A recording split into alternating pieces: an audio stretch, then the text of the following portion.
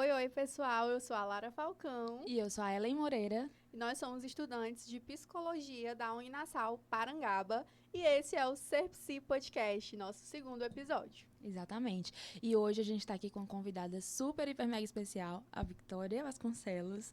A Victoria, ela é psicóloga, doutoranda, mestra em psicologia e também é professora universitária, né, Victoria? Isso.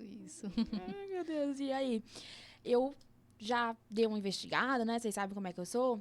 E aí eu pedi à Vitória pra ela me dizer uma frase que ela gosta, né?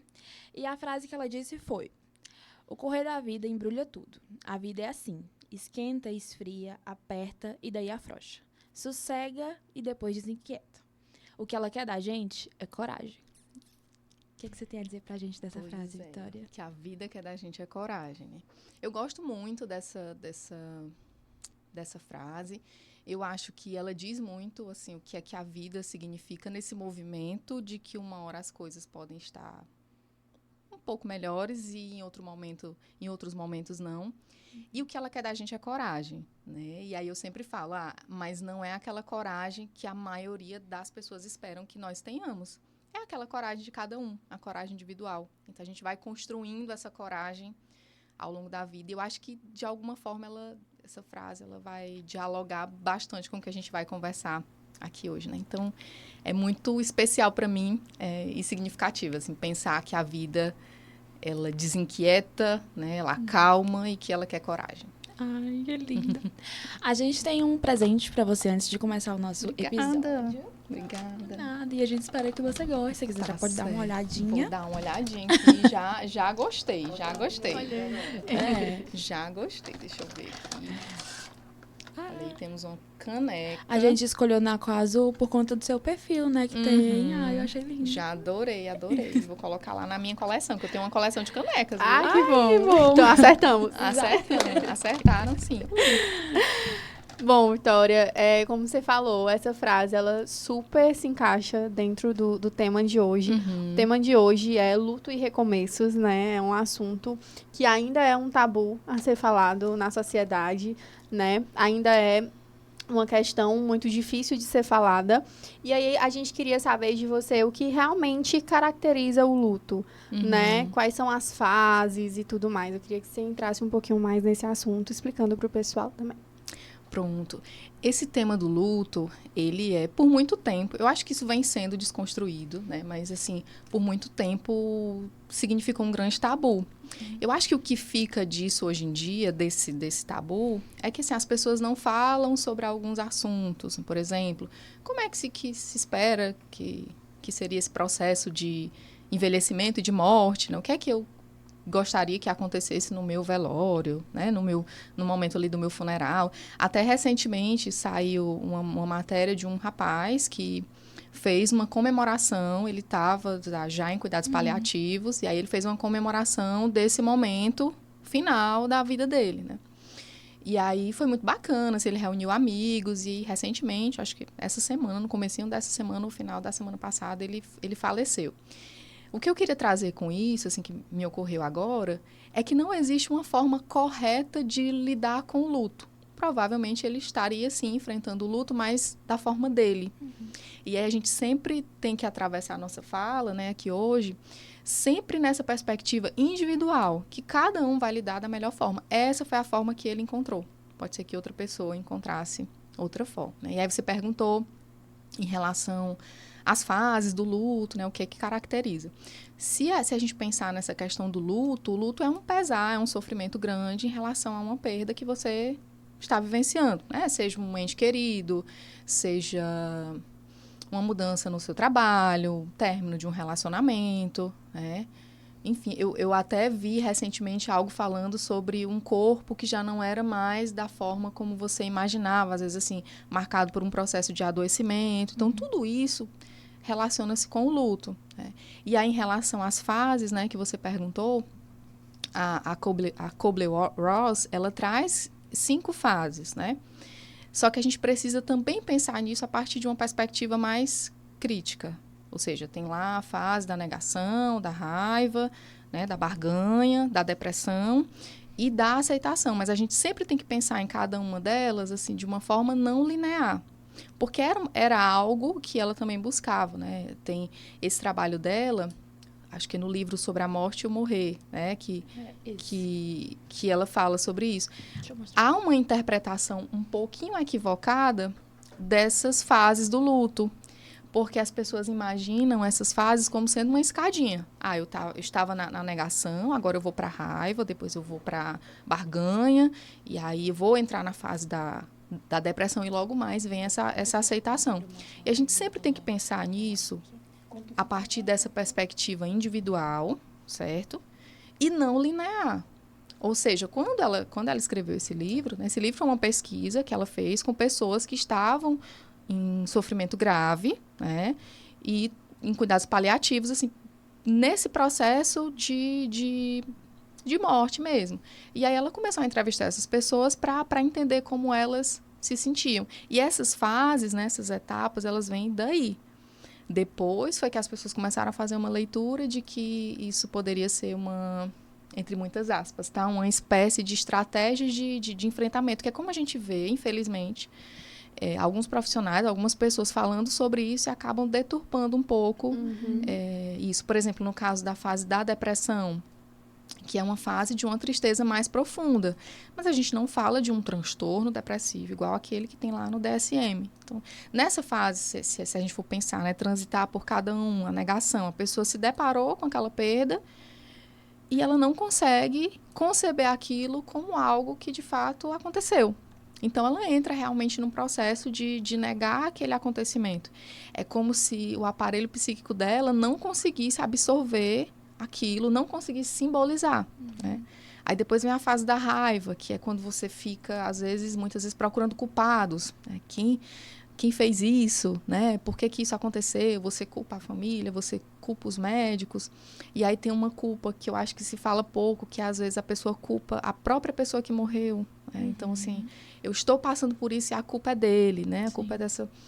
E aí vem a fase da barganha, que aí você começa a pensar, e se isso não tivesse acontecido, e se eu tivesse feito tal coisa que pudesse evitar essa fase depressiva, né? Que eu já falei, que é de uma tristeza um pouco mais profunda, um episódio mesmo mais profundo. E, por fim, a aceitação, que não tem a ver com você compreender que, eu entendo agora tudo o que aconteceu e está tudo bem, mas que você entende que as perdas fazem parte da vida, e que, de alguma forma, você tem tentado lidar com aquilo e você começa a assimilar melhor aquele processo, né? Você começa a simbolizar melhor.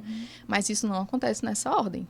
Pode ser que a primeira fase da pessoa seja a aceitação. Sim. Não é tão organizado assim. Sim, né? Então, eu acho importante sempre a gente pensar nessa leitura a partir do individual, a partir da cultura também, da forma como aquela família, né? Aquele ciclo que perdeu aquelas pessoas se organizam. Gente, queria mostrar pra vocês o livro que a gente tem aqui, ó. É esse o livro que a Vitória estava falando. E aí, antes da próxima pergunta, a gente teve uma aula, acho que no semestre passado, né, Lara? Acho que foi. Que a professora deu a ideia da gente escrever como que a gente gostaria que fosse o nosso velório. Foi uma das minhas aulas favoritas, porque eu sou metódica, né? Olha só, muito então, criativa essa professora. Achei maravilhoso. E eu gostaria... Eu escrevi tanta coisa. Aí, quando eu cheguei em casa, eu fui mostrar pra minha mãe falou assim, filha, para de ser louca, vamos Não né? vamos atrair. É tipo isso. E aí, é o gancho da segunda pergunta. Por que as pessoas têm tanta dificuldade em falar sobre a morte? Eu penso assim, principalmente nessa sociedade que a gente vive atualmente, que a gente tem conseguido prolongar, digamos assim, a gente tem conseguido envelhecer com mais saúde, parece assim que a morte realmente virou uma coisa muito distante, eu não quero entrar em contato, né, mas a questão de ser tabu, né, e de ter essa dificuldade é muito da cultura, porque se você vê, por exemplo, os povos originários, por exemplo, eles lidam com isso de uma maneira muito tranquila. Eles lidam com o luto a partir de uma perspectiva comunitária. Então, aquela pessoa, ela não faz mais parte da comunidade, né? Ela faleceu. E muitas vezes eu vou celebrar aquilo. Vou fazer uma festa, vai ter dança, né? Vai ter tudo. Na nossa sociedade, assim, a própria questão do apego às questões materiais e do que aquela história, o que aquela pessoa significa, o que aquela história né, dela significa, a gente não quer perder, a gente quer ficar. E tudo bem. Né? Agora, assim, falar sobre isso, acho que criou-se mesmo um mito de que, de alguma forma, você falar, e aí, falando, você vai atrair, aí eu não preciso mais, eu não posso tocar nesse assunto. Quando, na verdade, se você não fala, nesse momento final, né, eu não sei aqui quem já passou por alguma perda, nesse momento final, as pessoas meio que escolhem por você. As pessoas vão escolher a roupa que você vai vestir, né, a cor do seu caixão. Elas vão fazer uma série de escolhas que, se você, por exemplo, não consegue pensar nisso antes, não consegue simbolizar antes, e eu tô falando aqui que dá trabalho, tá? Não é uma coisa assim, eu vou pensar e aí tudo. Se você não consegue trabalhar isso antes, porque é um trabalho mesmo, realmente você chega nesse momento, eu não diria que despreparada, mas você chega nesse momento sem estar advertida, né? De como é que você poderia tentar algum recurso. Eu acho que é isso, é principalmente de falar, que falar pode atrair, de que a gente não pode falar sobre essas coisas, porque é bom ter todo mundo por perto. Então, esse assunto que é um assunto que tem a ver com sofrimento, e aí morte é sofrimento, e aí é melhor a gente não entrar em contato com isso. Eu vejo mais ou menos assim nesse rumo. E quando a gente fala sobre o falar, tem perdas que a gente não fala, né? Por exemplo, tem divórcio, tem saído de um trabalho que já faz tempo que você gostava, e tem tantas outras. Exato, um sonho que você não realizou. E aí, essas perdas, elas também justificam um processo de luto para as pessoas? Com certeza, é o que a gente chama de luto não reconhecido, né?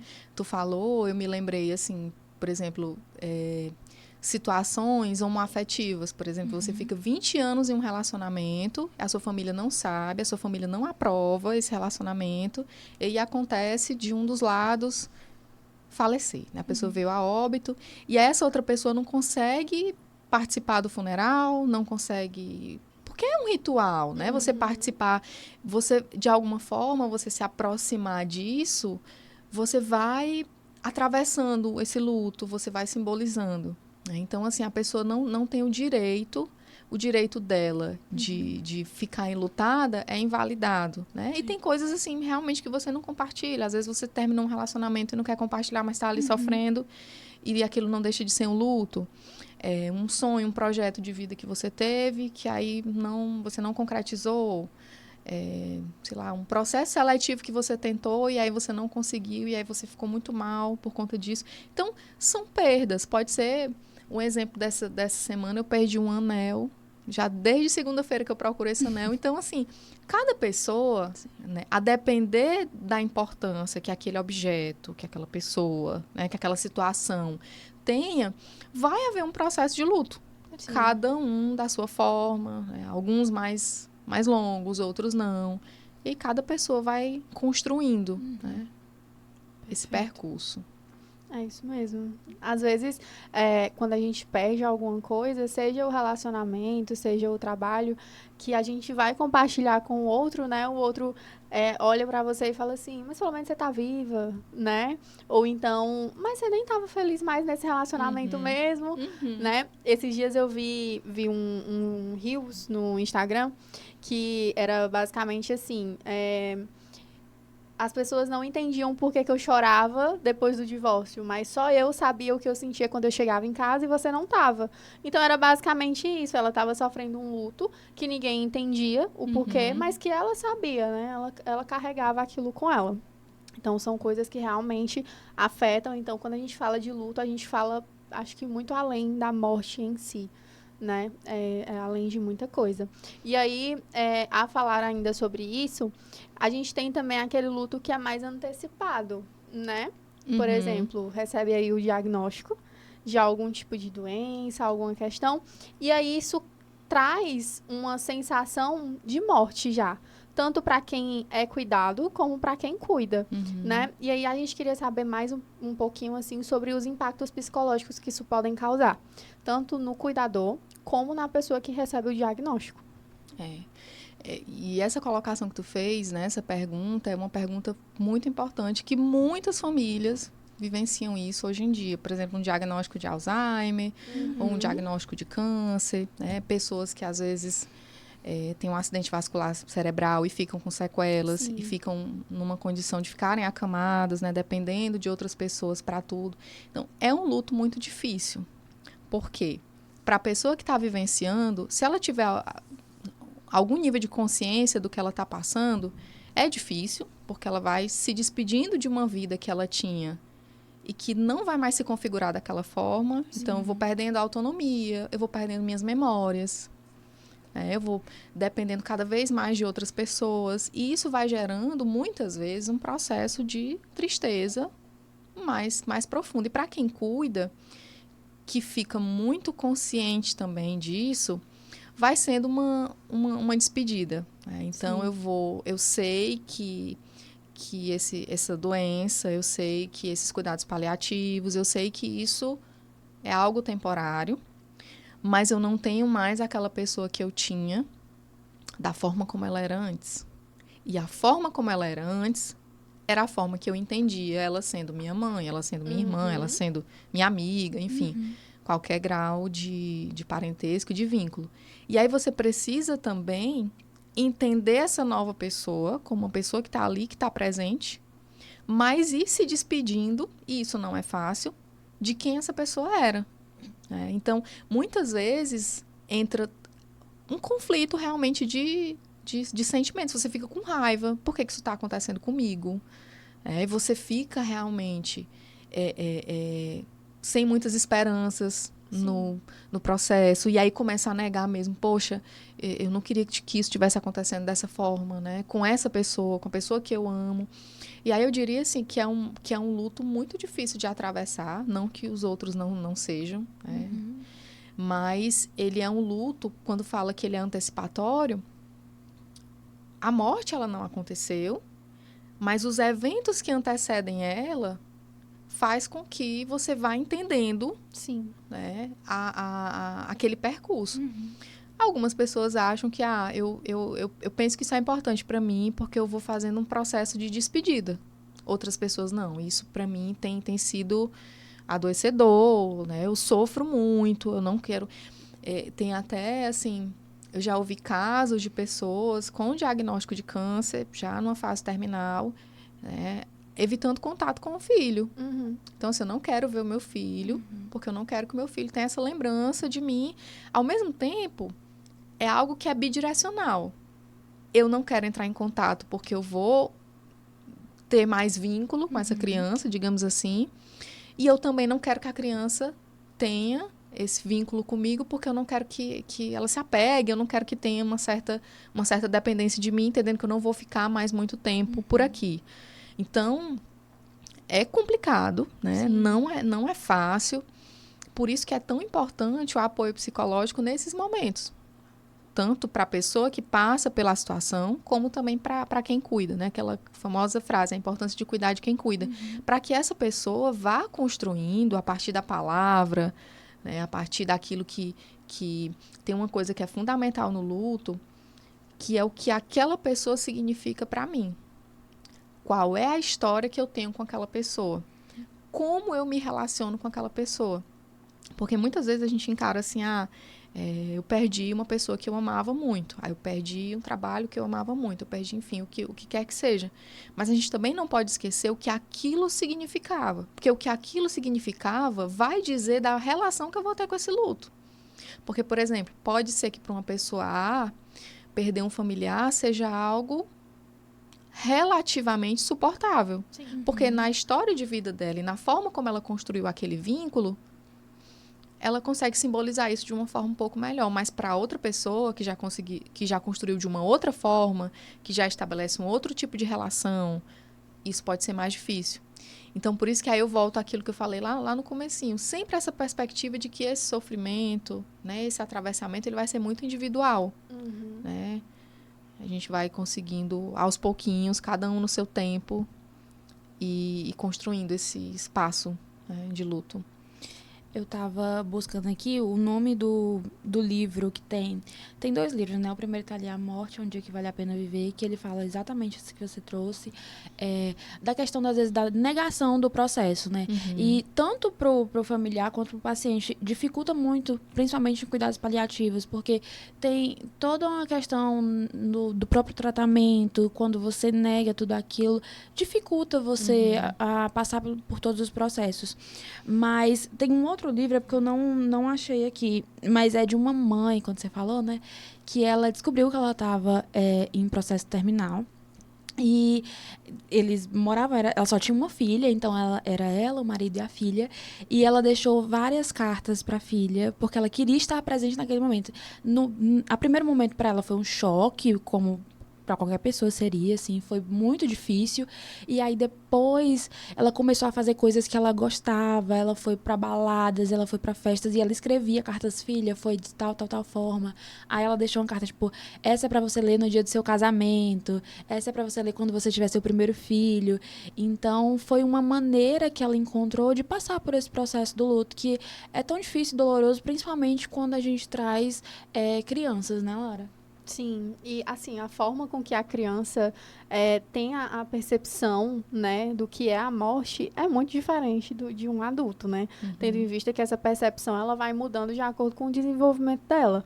E aí, a gente queria saber quais são os fatores que mais influenciam nessa compreensão, né? Como que faz para a criança conseguir compreender, né? Eu acho que é uma questão que é uma dúvida muito grande. Como que eu vou falar, né? Eu vou falar que é uma estrelinha no céu, mas um dia talvez ele vai achar que é possível pegar na estrela, né? Então, o que eu falo? Eu falo que tá no coração, mas no coração eu não consigo ver, eu não consigo sentir, talvez. Então, como que a gente maneja essa situação, né? Acho que é isso, acho que a gente tenta manejar o máximo possível. Assim, e com criança, gente, o luto, é um mito dizer que criança não passa pelo luto, né? Eu diria que passa e passa de forma muito intensa. Da mesma forma, em algum momento ela tá ali, ela tá chorando, ela tá com raiva, ela expressa o descontentamento dela de não ter aquela pessoa por perto e logo mais ela tá brincando, ela tá sorrindo, ela tá fazendo outra coisa. Então, a criança, diferente do adulto, ela consegue transitar muito fácil nesses 2 lugares, né, digamos assim. E a depender da idade, por exemplo, até 5 anos, a criança ela não tem essa questão da reversibilidade. Então, ela acredita que alguém que, sei lá, morreu, pode voltar em algum momento. O que eu acho mais importante nessa questão do luto, nessa perspectiva infantil, né, de crianças, a gente precisa entender, primeiro, o que é que a criança sabe sobre o luto. O que é que ela sabe sobre morrer. Sim. E aí, entendendo isso, eu vou saber mais ou menos o meu limite. Porque, por exemplo, se eu falar que o avô dela foi viajar. E aí, qual é a perspectiva que essa criança vai ter? Aí a pessoa viaja e não volta nunca mais. Né? Então, ela vai ficar com medo. Porque dormiu, né? A pessoa dormiu e aí não acordou. E aí virou uma estrelinha. Tem crianças que verbalizam, olha, eu tô com medo de dormir porque eu acho que eu posso virar uma estrelinha igual minha avó, né? Minha avó. Então, a gente precisa ter cuidado com isso e saber o que é que a criança sabe. Geralmente, assim, a gente vai contando aos poucos, né? E trazendo essa informação da maneira mais clara possível e muitas vezes de forma lúdica. A gente estava falando aqui sobre livros. Tem alguns livros infantis, eu tô lembrando de um que eu acho que é A Árvore das Lembranças, né? Ele fala sobre isso. Então, você pode ler com a criança, junto com a criança, e ir construindo esse contexto para que ela entenda esse processo de morrer, né? De que ela perdeu uma pessoa. Ou... Tem livros, é porque agora eu não vou saber especificamente, mas que falam sobre separação, sobre mudar de casa, sobre uma criança que mora na casa do pai e também mora na casa da mãe. É um luto você não ter a família, a criança não ter a família, da forma como se organiza, por exemplo, a família de outros colegas. Então, isso é muito importante. Saber manejar isso de forma lúdica, de forma clara, entendendo o limite da criança.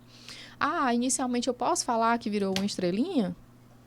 Ok, eu acho que cada família vai fazer como entende melhor. Mas deixando claro que virou uma estrelinha porque ele ficou doente, aí foi pro hospital. E aí foi ficando muito sério, e a pessoa não melhorou. Então, ele não está mais aqui com a gente. E, aos poucos, a criança ela não precisa saber de tudo. Ela não precisa saber dos detalhes. Né? Ela não precisa passar por isso da forma como a gente... Muitas vezes, o adulto ele não é poupado disso. Acontece porque o adulto tem que lidar. Mas a criança, você vai fazer um filtro. Mas um filtro com muita serenidade, um filtro honesto. Muitas vezes tem pais assim que falam, eu não me sinto bem de chorar na frente do meu filho e tudo. Sim, você precisa chorar, porque ele vai entender que aquela perda mexeu com a dinâmica da família. É diferente de você, por exemplo, colocar a criança como sendo aquele ou aquela que vai te salvar daquele luto, que vai te salvar daquele sofrimento. É diferente, mas você compartilhar, dizer, olha, a mamãe hoje não tá bem porque tá pensando naquela pessoa que não tá mais aqui com a gente, né, que morreu, que ficou doente. Então, eu lembrei agora, tem uma outra característica que acontece muito com criança, elas perguntam muito a mesma coisa. Mas morreu mesmo e foi pra onde? Aí você fica, poxa, mas eu expliquei isso ontem. E aí eu vou ter que explicar. É a criança tentando simbolizar. Ela precisa ouvir aquilo repetidas vezes para conseguir entender o que de fato aconteceu. E aí muitas vezes a gente perde a paciência ou não quer mais falar porque acha que já repetiu isso ontem, antes de ontem e durante o mês todo.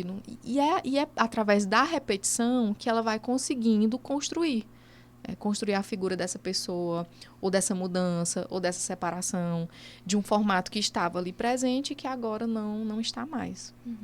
E, assim, tem algumas atitudes que a gente possa, assim, lembrar que adultos fazem que dificultam essa compreensão do processo do luto infantil? Esconder. Esconder, eu acho que é a primeira atitude. Achar que a criança não está sofrendo. Eu falei para vocês que a criança transita muito. Sim. Ela vai muito intensamente Sim. no sofrimento e na alegria. Mas olha aí, ela está alegre, ela não está nem lembrando. Quando, na verdade, ela está vivenciando o processo da forma dela. Né? Eu acho que é muito disso. A principal é esconder ou criar uma história paralela que nem você mesmo acredita. Quanto mais a criança. E, assim, tem formas e formas durante o processo de educação da criança que você vai inserindo. Às vezes, a criança entra em contato com cuidar de uma plantinha, né? Cuidar de um pet, um passarinho, um gato e tudo. Então, as crianças, elas convivem muito com isso, com essas perdas. E por que a gente evitaria de explicar isso? Sim. Ela não precisa saber os pormenores que a pessoa fez várias cirurgias e que a pessoa tá sofrendo. Tem familiares, assim, que já nessa reta final de cuidados paliativos, às vezes conseguem levar a criança para o hospital, porque não é permitido, mas entendendo que o paciente está nesse processo de despedida mesmo, leva a criança para a criança conseguir fazer essa despedida também. E é aquilo que eu digo, cada família vai entender qual é o seu limite, porque assim, eu não posso também generalizar. Eu estou falando aqui que isso pode ser importante, mas pode ser que seja importante para algumas famílias e para algumas crianças, e para outras não. Sim. Seria muito difícil a criança ver a pessoa no hospital internada naquela perspectiva. Então, tem que ver a idade, tem que ver o que é que a criança conhece daquilo, o que é que a família acorda, né? O que é que a família autoriza. Tem famílias, por exemplo, que acham interessante levar pro funeral. Tem famílias que não, que acham melhor ficar em casa e contar que foi, né? Como é que foi, mas entende que aquele não é um local. Então, isso vai ser muito dialogado e também a partir de uma perspectiva muito singular daquela família. Eu acho que o que não dá é pra não contar, né? Isso. Porque aí eu penso assim, eu perdi a minha bisa muito nova. E a minha mãe não me levou, mas ela me explicou o que tinha acontecido e tal. E aí eu fico pensando, às vezes a pessoa morre, aí a criança vê toda aquela questão, a família chorando, o caixão chegando. E ela fica assim, e aí, o que tá acontecendo? E não tem ninguém pra explicar. Ou então, quando a explicação vem, coisa de adulto, você não vai entender. E às vezes a gente tem essa visão sobre as crianças de que elas não vão entender as coisas. Quando, na verdade, elas entendem muita coisa, né? E é um apagamento, né, do sofrimento. Então, eu vou anular aquela possibilidade da criança expressar o que ela sente. Isso aí, só pegando um gancho de uma coisa que me ocorreu agora, às vezes a gente percebe muito isso em relação a adultos, por exemplo. A gente estava falando agora há pouco sobre uma pergunta que tu fez, né, que é que impede a pessoa de vivenciar isso e tudo mais. E assim, sobre os mitos, né? Porque que é um tabu falar. E aí, sendo tabu essa questão de você falar sobre morte, nesse momento final, outras pessoas decidem por você, que muitas vezes alguns familiares não ficam sabendo que o ente querido faleceu, porque de alguma forma parte da família entende que essa pessoa precisa ser poupada. E aí não me cabe aqui agora falar quem tá certo ou quem tá errado. Conta ou não conta, né? Sei lá, o esposo faleceu e aí será que eu conto pra esposa dele porque ela já tá mais idosa, debilitada, né? Será? Eu acho que a família vai conseguir decidir isso. Mas eu fico pensando sobre essa questão do tabu. Se isso pudesse ser conversado no cotidiano, sabe? De falar, olha, no momento final eu quero sim ver, né? Eu lembrei de recentemente, uma familiar minha falou sobre isso, né? Uma pessoa mais idosa, olha, não me escondam nada, o que acontecer eu quero ficar sabendo. Então, ter esse diálogo é importante porque a família toda já está advertida. Ou seja, a pessoa quer ficar sabendo.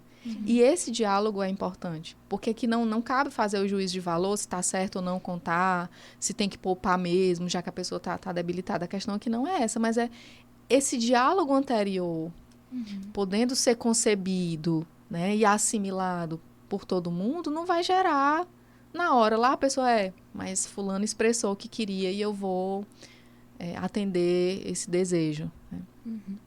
Perfeito. E aí, só trazendo mais um ponto sobre o sofrimento infantil, né, que a gente estava falando agora há pouco, como você falou, a criança ela vai transitar, né? Às vezes ela vai estar brincando ali, às vezes vai estar mais pensativa. E aí esse sofrimento, esse luto, não vai ser diretamente em lágrimas, em algo do tipo, né? E aí eu acho que é importante a gente falar sobre não negligenciar o que a criança vai sentir. O que eu acho que acontece muito, né, que a gente vê acontecendo muito, é que, por exemplo, o adulto olha para a criança e fala assim, nem sabe o que está acontecendo, nem entende, falando né? na frente, né? Falando na frente da criança. E aí, a gente precisa falar que a criança entende, sim, né? Dependendo ali da idade e tudo mais. Mas ela entende de alguma forma, do jeito dela. Ela vai entender que não está acontecendo algo normal ali, né? E aí, é importante a gente falar sobre como isso pode impactar no físico, no emocional e no comportamental dessa criança. Porque muitas vezes a criança tá tendo uma ação que ali o familiar pode não ligar com o luto, mas que tem a ver, né? Que seja alguma coisa que esteja ligada. Então, a gente queria falar um pouquinho sobre isso, como que essa questão pode impactar comportamento, saúde mental da criança e no físico também. Às vezes muda a alimentação, muda a rotina de sono. A criança pode ficar um pouco mais apática ou até mesmo mais eufórica, né? Dependendo da situação, do grau de parentesco, né? Imagina que você está ali vendo aquela pessoa com uma certa frequência e aquilo é assim, retirado. Eu retirei, aquilo estava lá e não está mais. Então, pra gente que é adulto, que tem um certo conhecimento de como é que a vida se organiza ali, mais ou menos, já é difícil, imagina para uma criança. Então, essas falas de que, não sabe o que está acontecendo, ainda bem que é criança e não está sofrendo, olha, está ali brincando, está ali feliz. Então, a gente tem que observar como é que isso vai repercutir no cotidiano da criança. Você tem uma referência de como é que a criança era. E essa referência de como é que a criança era precisa te guiar para você ir percebendo qualquer mudança. Mudança de comportamento. Às vezes, tem muitos relatos, assim, a criança fica com um pouco mais de medo, não quer ficar só.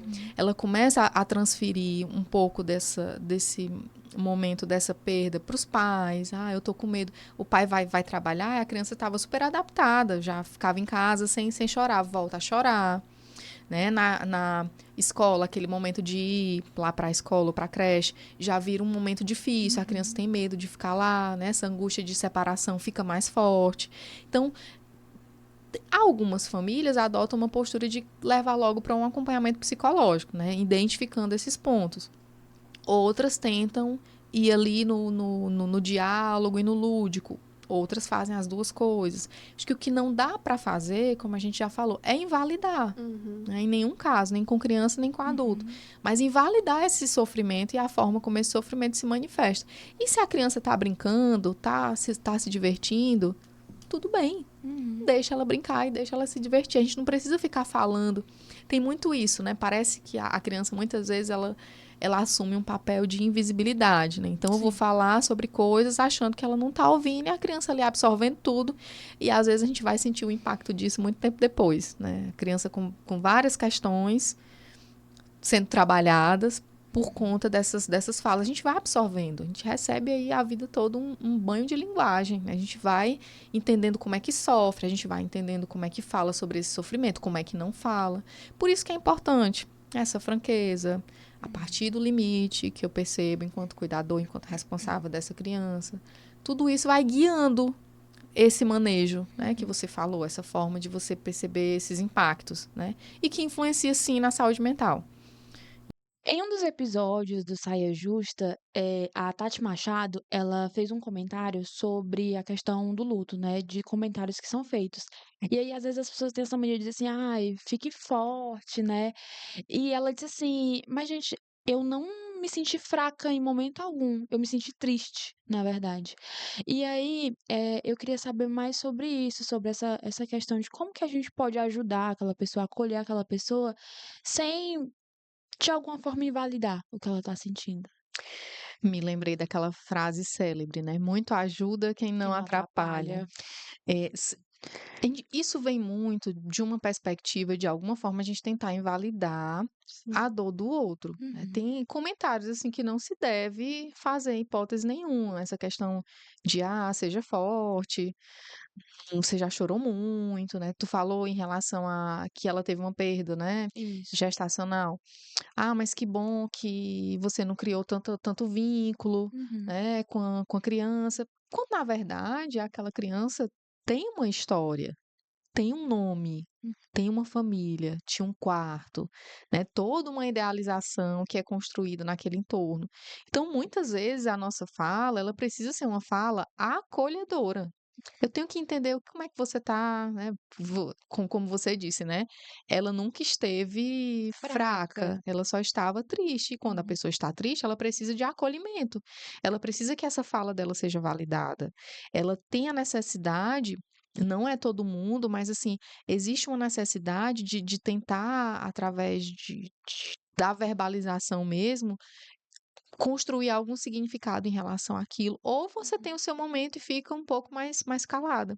Mas você chegar para saber como a pessoa se sente e de que forma você pode ajudar, acredito que isso não seja invasivo. Agora, se você vem com uma fala no sentido de invalidar, mas já faz um ano, né? Se você for ver, assim, na perspectiva do próprio DSM, Hum. né, o transtorno de luto prolongado, ele é caracterizado, se eu não me engano, crianças, quando isso se prolonga por 6 meses, e em adulto por 12 meses, né? E aí, assim, o que a gente não pode é patologizar esse sofrimento a todo Sim. momento, quando, na verdade, a resposta que a pessoa está tendo é uma resposta que é relacionada com o processo de Uhum. sofrimento e de perda que ela passou. Então, a gente entender esses processos, entender que sim, que em algumas pessoas esse luto pode se prolongar mais, ela pode precisar de uma ajuda especializada. Se a pessoa não consegue dormir, por exemplo, se ela não consegue fazer coisas que antes ela fazia, muitas vezes ela precisa de uma ajuda médica, psicológica, Sim. né? Então, assim, algumas pessoas vão precisar disso. O que a gente não pode é, de alguma forma, ficar todo o tempo patologizando e medicalizando qualquer sinal de sofrimento, porque a existência humana é atravessada pelo sofrimento, Hum. né? Então, assim, às vezes o que as pessoas querem é ser ouvidas. Por exemplo, até num atendimento psicológico, as pessoas gostam, né? Algumas gostam de falar como era a convivência com aquela pessoa que se foi, né? Quais expectativas foram criadas em relação àquele bebê que não está mais lá, que tinha um nome. Né? Tem até um ponto, assim, que a gente estava falando desse luto que não é reconhecido, que essas mães que tiveram perdas, elas muitas vezes são invalidados, né? No Dia das Mães, mas ela não tem filho. Mas Sim. ela é mãe, né? Uhum. Isso é uma fala que tem relação com o luto não reconhecido, Sim. né? Por isso que é tão importante essa fala da, Tati Da Machado. da Tati. Tati Machado, né? De como e ela precisou realmente se afastar. Se você for outra questão assim que ela é um pouco mais técnica, pela CLT, você tem direito a 2 dias de afastamento por luto. Só que isso varia, né? Dependendo da empresa, pública, Uhum. privada, enfim. Então, eu vou arredondar entre 2 e 8 dias, né? Mas aí eu pergunto, né? Como é que a gente consegue construir alguma coisa de enfrentamento? Como é que a gente consegue voltar, retomar as nossas atividades em 2 dias, né? Em 2 dias, então, eu tenho 2 dias ali, eu vou sofrer, e aí para a gente entender que essa pessoa ela vai voltar para as atividades dela com um nível de sofrimento elevado. Ela vai voltar triste porque ela perdeu algo que era importante para ela. Imagine aqueles que você não consegue nem ter esses 2 dias, né? Que foram aqueles que a gente conversou lá no comecinho, divórcio, Sim. né? Quando você Uhum. perde um animal, enfim, coisas de outra ordem. É isso. E assim, Vitória, ninguém é o mesmo após o luto, né? A gente nunca mais vai ser o mesmo depois de perder alguém tão próximo, depois de perder até um trabalho, algo do tipo. É, é muito difícil quando perdemos alguém importante e percebemos que o mundo continua a viver enquanto o nosso mundo desabou, né? E aí, para finalizar o nosso bate-papo, que na nossa visão foi riquíssimo, a gente queria saber de que maneira essa dor, esse sofrimento tão profundo, ele pode dar lugar para uma outra forma de se ver, vamos dizer assim. Questão de resiliência, né? Como que a gente pode dar um outro significado para aquele acontecido? Eu acho que isso é muito particular, né? Isso. Isso tem a ver, gente, também com o tempo de cada pessoa. Então, cada pessoa vai ter esse tempo de construção. E o luto, eu costumo falar que o luto é um trabalho. É um trabalho que você vai ali, aos poucos, como eu digo, cada um no seu tempo, redirecionando aquela energia que você investia naquele objeto, naquela pessoa, para outras coisas. Eu costumo falar, assim, que uma coisa importante no luto é o entorno. Então, a ideia não é você superar, não é você ressignificar assim de uma hora para outra o que aconteceu. A ideia é que você tenha uma mínima condição de seguir em frente, logicamente, falando sobre o que aconteceu, tendo o seu tempo para muitas vezes não falar sobre o que aconteceu, mas especialmente de ir construindo algo no entorno. E é esse entorno que vai ajudando aos poucos, vai fazendo com que nós entendamos melhor a questão do luto. Ou seja, eu não vou conseguir trazer aquela pessoa de volta. O que aquela pessoa significava para mim é algo assim inimaginável. Eu não consigo ainda simbolizar isso. Mas eu tenho tentado me alimentar bem, eu tenho tentado dormir, eu tenho procurado descansar, eu estou lendo alguma coisa que me ajude, ou seja, você está trabalhando o entorno.